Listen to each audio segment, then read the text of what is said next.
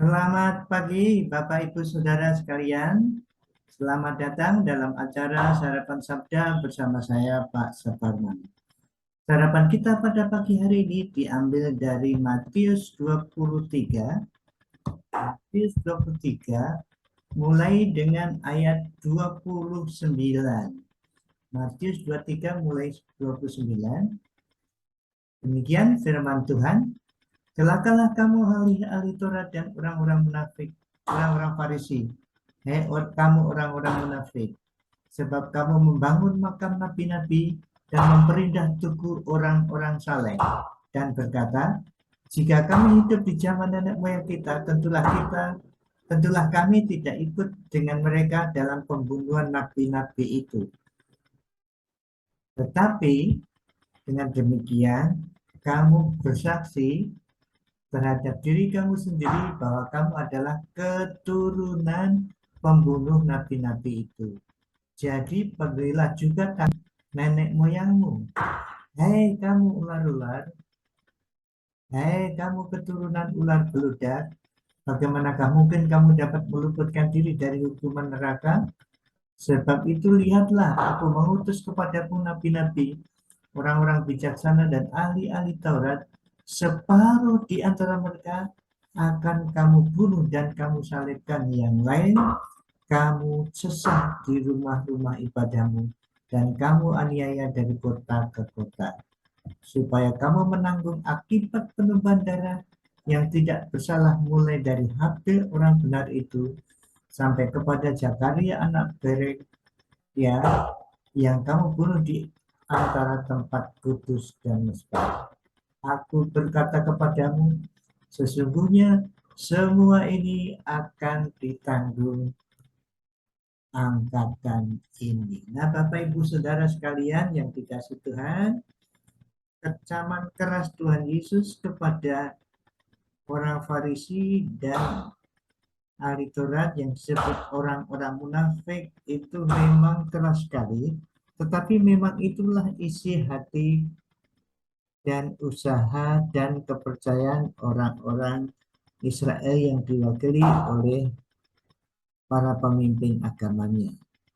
Sehingga Tuhan Yesus menegur dengan keras sekali. Bahkan Tuhan Yesus mengatakan, nabi-nabi yang telah dibunuh oleh nenek moyang mereka bangun, tetapi sesungguhnya sama saja mereka mengakui bahwa nenek moyang mereka adalah pembunuh nabi-nabi dan mereka adalah keturunan pembunuh nabi-nabi dan memang akan menganiaya, membunuh nabi dan menyesah dari bait, bukan bait ya, dari sinagog-sinagog, mungkin seperti itu. Nah, saudaraku yang dikasih Tuhan, Tuhan Yesus mengingatkan kelompok ini, kemudian dijelaskan pada ayat 36, aku berkata kepadamu, sesungguhnya semuanya ini akan ditanggung angkatan ini. Jadi angkatan ini, bangsa ini akan mendapat hukuman yang secara nasional diwakili oleh para pemimpin agama. Jadi para pemimpin agama ini mewakili bangsa ini untuk mendapat hukuman. Angkatan ini akan menanggung, katanya. Semuanya ini akan ditanggung angkatan ini. Dan memang Bapak Ibu Saudara sekalian, pada tahun 70 bait Allah dihancurkan dan banyak orang Yahudi dibunuh. Dan mereka yang muda-muda ditawan, dijual sebagai budak, dibawa ke kota Roma. Ada katanya 600.000. Nah, tetapi dalam cerita itu, dalam kisah itu dikisahkan oleh Bapak Chandra dalam bukunya Introduksi Perjanjian Baru bahwa tidak ada orang Kristen yang terbunuh karena orang Kristen mengikuti nasihat Yesus bahwa pada waktu Yerusalem nanti akan dikepung, silahkan pergi keluar kota mengungsi.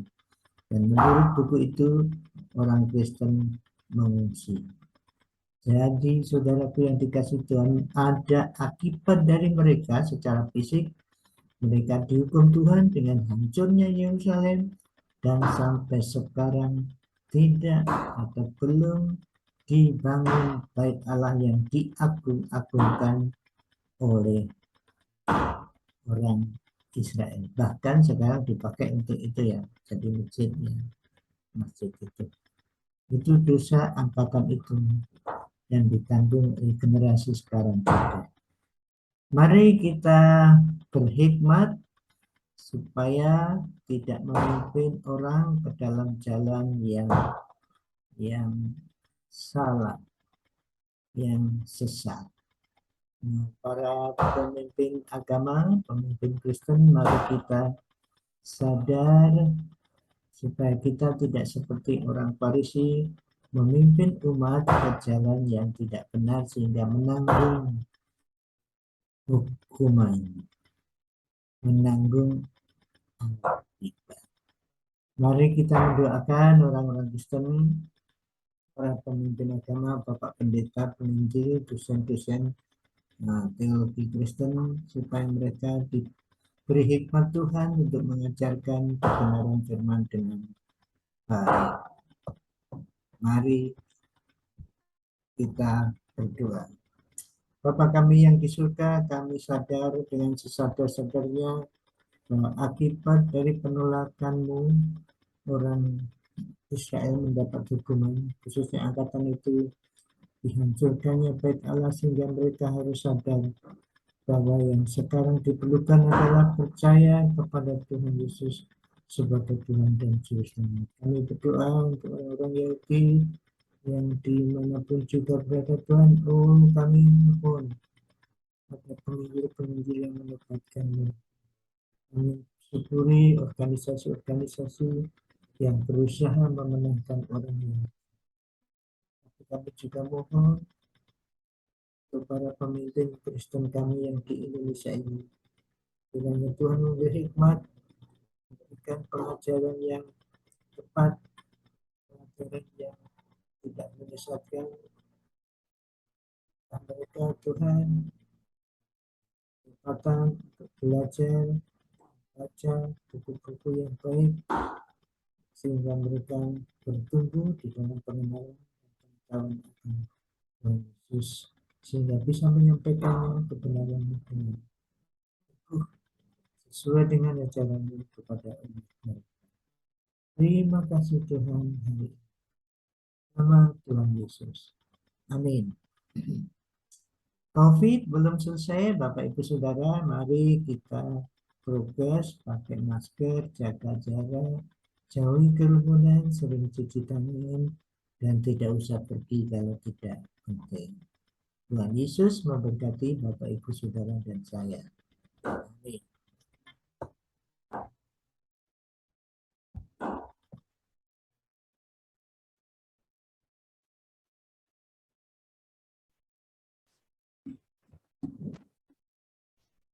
Terima kasih Bapak Ibu Saudara telah mengikuti acara Sarapan Sabda.